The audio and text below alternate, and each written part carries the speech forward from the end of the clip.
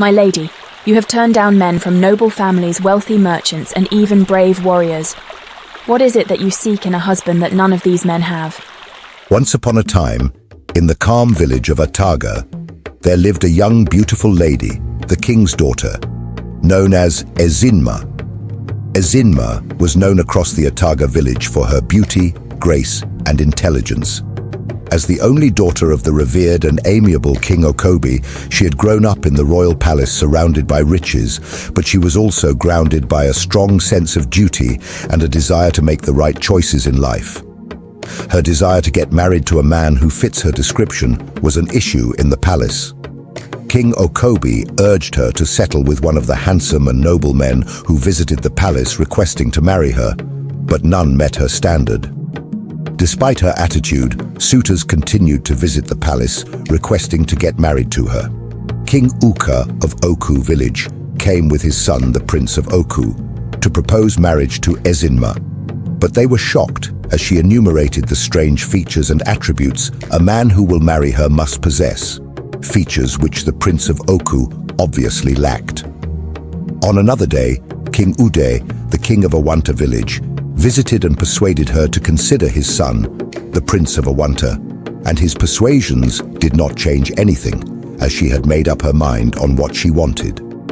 Those were the regular events that King Okobi and his household had to cope with.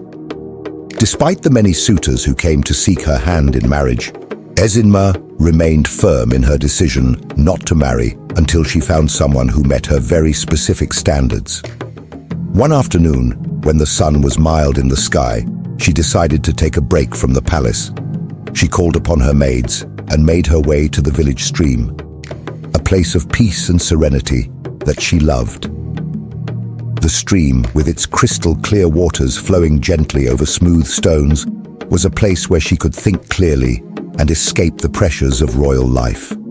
The maidservants, close companions to Ezinma, followed her to the stream, carrying baskets filled with fruits. As they reached the water's edge, they sat down. Their happiness shows their obvious excitement. Ezinma joined them, grateful for a moment of respite from the palace's busy atmosphere. As they relaxed by the stream, the conversation turned to the topic of marriage. One of the maids, a lively and curious girl named Neka, asked Ezinma why she had rejected so many suitors. Neka asked, My lady, you have turned down men from noble families, wealthy merchants, and even brave warriors. What is it that you seek in a husband that none of these men have? Ezinma smiled at her maid's question, knowing that it was a subject that had been on the minds of many in the village. She answered her by stating, I want more than what they offer, Neka. I want a man who embodies both strength and wisdom, a man whose kindness is as deep as his courage. I want a man who is intelligent yet humble, and must be brave yet gentle. He must be tall and strong, and must be handsome as the sunset. Her maids listened closely as Ezinma described her ideal husband. As Ezinma continued to speak, the wind seemed to carry her words far beyond the stream. Unknown to Ezinma and her maids, spirits from the other realm were listening. These spirits, ever watchful of the human world, were intrigued by Ezinma's description of her perfect husband. They marveled at her determination to find a man who met such high standards, and they decided to intervene. The spirits crafted a replica of what Ezinma had described at the stream. The spirit subsequently emerged, like human, and moved straight towards the village market square. One day, he appeared in the village pathway, where he met with Ezinma and her maids, who were heading for a visit. He was everything Ezinma had described and more. His presence was magnetic, drawing the attention of everyone around him. Tall and powerful, with a calm, intelligent gaze, Ukatu seemed to be the answer to all of Ezinma's wishes and prayers. When Ezinma saw Ukatu, she felt a connection she had never experienced before. They both greeted themselves, and the maids were surprised about her sudden attraction to this stranger. He was everything she had ever wanted in a husband, and their bond quickly deepened. Ezinma had no idea that her words by the stream had been overheard by spirits, nor did she realize that Ukatu was not a man of flesh and blood, but a creation of dark spirits and magical powers. As their relationship grew stronger, Ukatu proposed marriage, and Ezinma, enchanted by him, accepted without hesitation, and Ukatu informed her that he will visit the palace for formal introduction. A week later, Ukatu arrived at the king's palace with two elderly men who were spirits like him and cast a spell on the king and his household that made them to forget the relevant traditional questions of inquiry. The king was happy with Ukatu and his daughter, and he introduced himself to the king. News of their impending marriage brought joy throughout the village, and King Okobi, who had long been frustrated by his daughter's rejection of various suitors, was overjoyed. Finally, Ezinma had found someone she was willing to marry. The wedding took place with feast and great celebration, and Ezinma, accompanied by two maids, left the palace with her husband and three elders from Ukatu's village. When Ukatu and his village elders were going home, some elders of Ataga village, seated with the king, noticed strange things about them. The way they moved, behaved, and looked at them was frightening, but they had no courage to present to the king such issues, as he was in a joyous mood, and none of them had the intention of making him sad. After a rigorous journey that took them days, when they were 2 villages to Ukatu's abode, 3 elders who accompanied Ukatu to the marriage ceremony informed him that their mission was over and quickly disappeared. Worry crept into Ezinma and the maids. Ukatu, who noticed the mysterious departure of the elders, was quick to convince them that they had gone somewhere. When they arrived at Ukatu's abode, things began to change. Ukatu, who had once been warm and kind during courtship till their marriage, now grew distant. Their home became cold and haunting. Ezinma felt as though they were being watched by unseen eyes, and her dreams became plagued by disturbing images. She and the maids became uncomfortable, but found solace in themselves. On several occasions, meals that she prepared vanished without trace into thin air. They were stuck at the house, as the location was strange and distant, hence nowhere to run to. Ezinma and the maidservants concluded that they were with a wrong man and at the wrong place. A week after the marriage celebration, King Okobi was struck by the realization that he did not know where his in-laws' village was. He had asked his entire household if they were aware, and none gave any positive answer.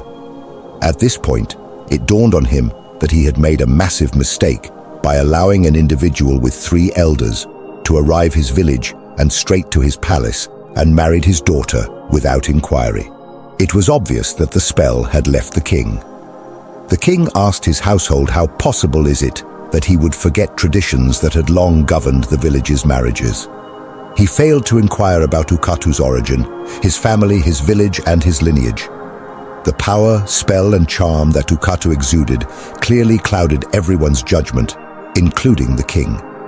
King Okobi, racked with guilt for neglecting the customs that might have protected his daughter, though not entirely his fault, as he was under a spell, immediately called upon the village's chief priest to uncover the truth. He performed rituals and discovered that Ukatu was not a man at all, but a creation of the spirits, bound by dark magic to bring suffering to the woman he married. The chief priest informed the king of his spiritual discovery. The king demanded that the chief priest should furnish him with all that will be required for the rescue of his daughter.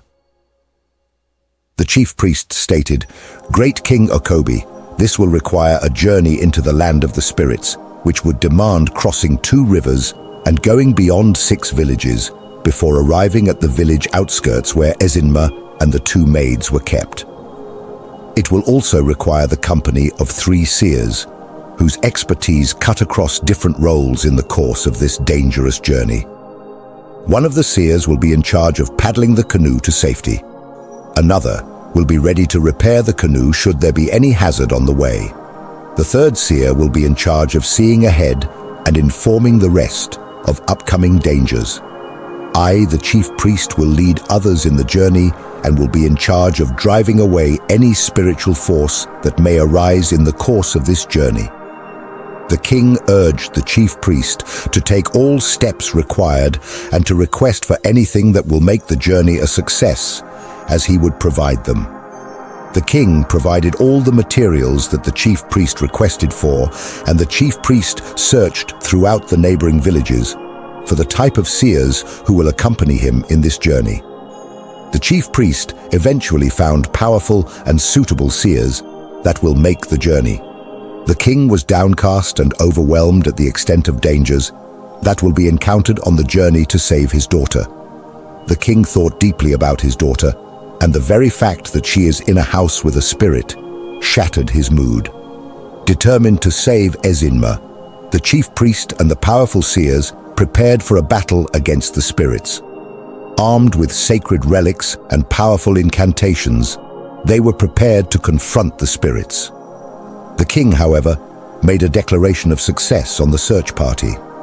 With the king's blessings, the search party set out to confront the dark forces at work. The first part of the journey went smoothly. They crossed the first river with ease and passed through 5 villages without encountering any danger. But as they approached the second river, one of the seers grew uneasy. He informed the others of an impending danger, though he could not determine exactly what form it would take. No sooner had he spoken than a massive crocodile emerged from the river, its jaws wide open, ready to swallow them and their boat. The chief priest, having anticipated danger, used his spiritual powers to repel the beast, pushing it away from the boat. Meanwhile, one of the seers, who was tasked with paddling the boat, expertly moved the boat to a nearby riverbank. When they arrived at the riverbank, they discovered that the boat had been damaged during the attack. Fortunately, one of the seers who had the skill to repair it quickly fixed it, and after a brief pause, they continued on their journey. When they reached the 6th village, they began to encounter even more troubling signs. First, a strange creature with a large head appeared, blocking their path. The creature shot spiritual fire at them, but the search party swiftly neutralized it. The strange creature vanished, but the air remained thick with a sense of impending danger. Moments later, a white, smoky cloud with an eye appeared and attacked them. Though they successfully withstood its force, the search party knew that these encounters were merely the beginning of a greater battle. The eerie sounds of unseen beings filled the air, and the search party could sense that Ukatu's domain was close. Finally, they reached the deepest part of the forest, where Ukatu's domain lay hidden. A disturbing silence greeted them, and they were troubled by the serenity and neatness of the compound. The air was thick with tension, and even though the group had not yet revealed themselves, an old woman with shaggy hair appeared in the courtyard. She stood still, her gaze fixed on the very spot in the forest where the search party hid. Though they had been trying to remain undetected, it was clear that the old woman had seen them. Before they could make their next move, the cloudy smoke they had encountered earlier descended on them once again. The search party fought bravely, but in the chaos, one of the seers lost his life, overwhelmed by the dark magic. The remaining 2 seers and the chief priest were angered and yet afraid, but their determination to save Ezinma spurred them on. They leapt into the compound, prepared to confront whatever dark forces awaited them. As soon as they landed in the courtyard, the old woman transformed into Ukatu. His true form was monstrous, his eyes glowing with malice. The battle that followed was fierce and brutal. Magical charms flew through the air, filling the compound with bursts of light and fire. Ukatu's spiritual fire struck the seer who had foreseen the danger of the second river, and he fell, his body lifeless on the ground. Now only the chief priest and the seer remained to face Ukatu. Summoning all their strength and power, the chief priest and the seer engaged in a final battle with the spirit. The 2 forces clashed, their powers colliding in a blinding display of light and energy. Eventually, the strength of the seer and the chief priest's magic overwhelmed Ukatu. Sensing his defeat, Ukatu let out a terrible roar and disappeared into the shadows, vanishing from the mortal world. With Ukatu gone, the chief priest and the seer rushed into the house. Inside, they found Ezinma and the two maids lying unconscious on the floor, their faces pale but were still breathing. Using his healing powers, the chief priest revived them, and with great relief, they immediately began their journey home.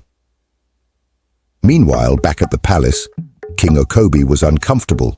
For several days, he had refused food and spent his time pacing the courtyard, his eyes constantly scanning the whole village pathway for any sign of his daughter and the search team. When evening came on the 7th day, the king's heart leaped as he spotted a familiar figure from the distance. It was the chief priest and the boat-paddling seer, slowly trudging towards the palace gate, with Ezinma and the maids by their side.